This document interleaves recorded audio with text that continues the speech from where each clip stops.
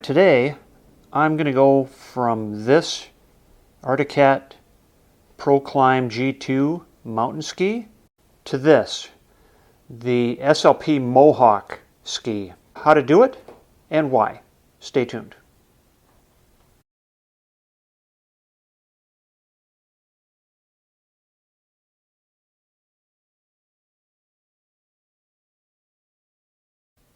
First, the why. I liked the Proclimb ski, but it is a mountain ski, and I use or did use my Riot this last season about 90% trail. My expectation is that I will be probably 75% trail overall, and I wanted something that was more trail friendly.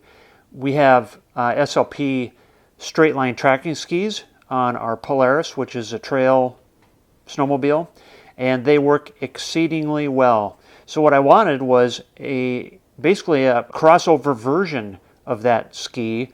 So it has the same trail manners as the straight line tracking ski, but has the off-trail capability of a mountain ski. The main problem with the mountain ski was that the steering effort was quite high, higher than the trail ski.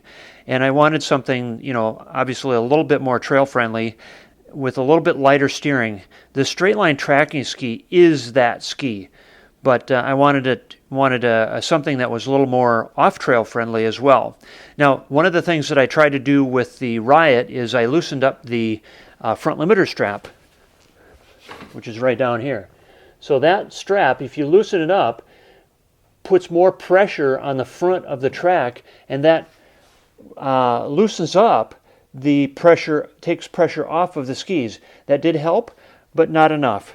All right, so what do you need to put one of these SLP skis together? And this goes for all SLP skis, whether it's the Mohawk, the straight line tracking, any of the other variations except for the ultralight. Well, what you need is you need the ski bottom, you need a saddle, you need a ski loop, and you need carbides. Now the carbides come as a set of two. I've already put one ski together, and I've just got one carbide left.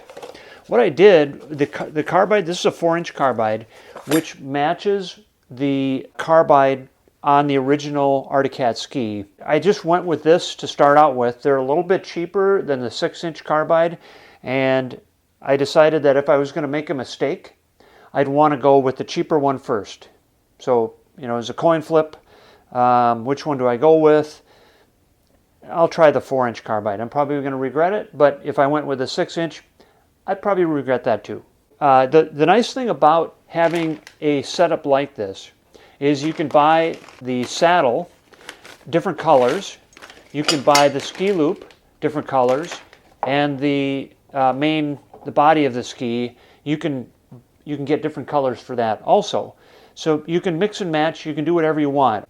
Now to put this together, what you're going to do is put the ski loop on first. We're going to do that. Then we're going to put the carbide on, but only one bolt on the carbide, just the front bolt on the carbide. The saddle attaches to the snowmobile first. And the reason for that is because when you put the saddle in here, the bolt cannot move.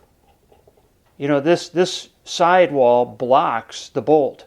So you have to mount this first. Now, the one thing to note here, the reason I've got the Arctic Cat ski out is because I don't know if you can tell on the camera. Let's take this out. The bushing is a slightly different size. Now, what you see here on the Arctic Cat ski is this plastic piece here is a plastic spacer. And so this is the bushing. So the bushing is the full length of the saddle in this case, which is part of the ski. And so you have a much narrower saddle. So you can't necessarily reuse the bolt. You can't reuse the bolt, and you can't reuse the bushing. All right. So let's get this put together, and then I'll show you how to get it on the snowmobile.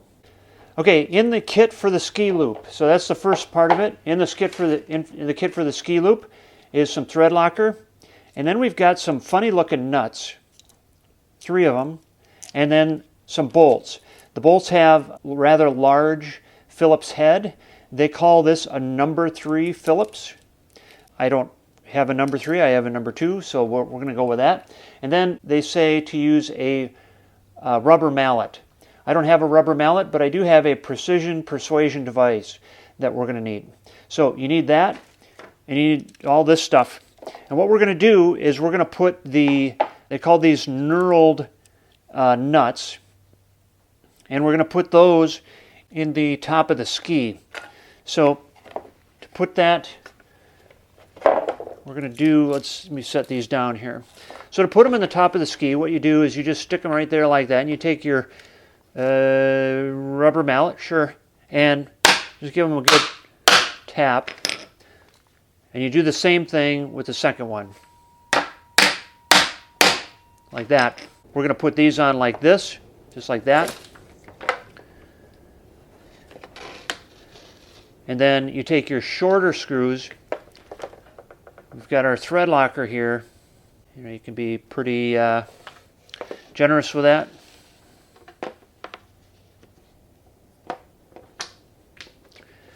And I've got my screwdriver here, and we'll fasten that down quick.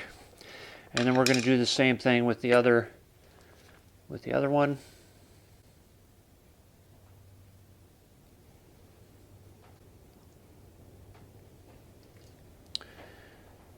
Fasten that down. And here we are, we're at 26, 28, 30. Got it. Okay, and you can see there's we've got a hole there that matches up with the bottom of our ski loop here. And we've got another one of these funny looking nuts. This one goes into the top like this. This is a little different than the straight line tracking, the way the straight line tracking skis go together. This one needs a little persuasion as well. And then underneath, we'll put this bolt. And we will be generous with the thread locker. They give you a lot of that stuff, so there's no reason to be stingy. And this one also goes to 30 inch-pounds, and I'm real close.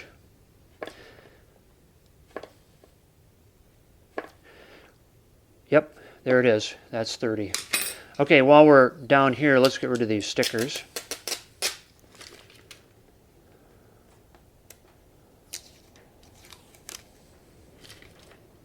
Incidentally, I did order these from Dennis Kirk, one of my favorite online suppliers of stuff like this. All right, so now we need to put on the carbide. Let's get this out of the package.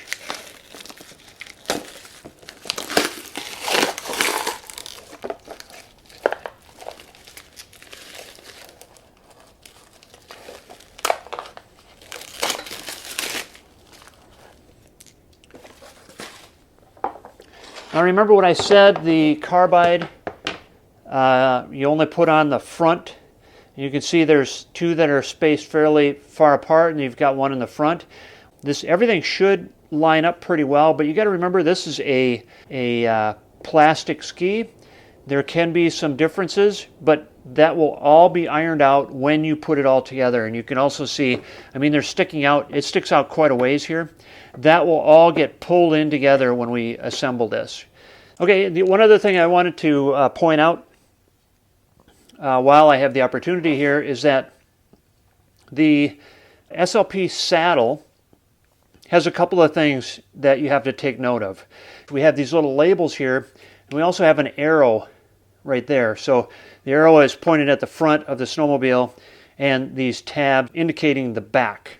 So then when you put the saddle on the ski, you have 2 positions. You have one set of holes, a rearward set of holes, and a front set of holes. You can see what happens to the, so here's my pivot point. I can move the pivot point forward a 1/2 inch or rearward a 1/2 inch. and that changes the steering characteristics of the ski. If you want lighter steering, you want to go with the front set of holes. So let's get this on the snowmobile and I'll show you how to hook it up. All right, we're over getting ready to install the ski on the snowmobile. First thing I did is I took the old ski off. The only thing you need to do is make sure you save one of the spacers from the original ski. That's the only thing I need, is one of the spacers. You know, like I mentioned at the very beginning, you need to put the saddle on first. You can't put the saddle on the ski and then mount it. So you need to do that first. What I did was I covered, on the Arctic Cats, there's no grease zerk. There is a little cavity inside here to put some grease, so I have put some grease in there, and then I greased up the bushing pretty well so that it slides in and out. And you can see that there's a little bit of an extra space there for the spacer. To correspond with that, I've got the little extra space on the rubber. That's going to be on the outside as well. So I just put that on here like this. And then I always do the bolt head on the outside going in. I don't know why. There is a torque specification for this, and you'll want to follow the manual on that.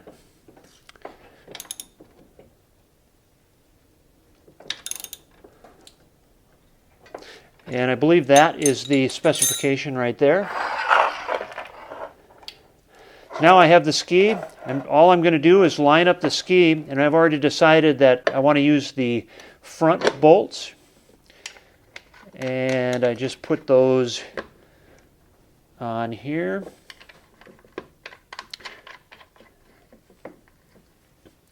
And then I need to take my actual torque wrench, not the precision instrument, and I have this set for 30 foot-pounds.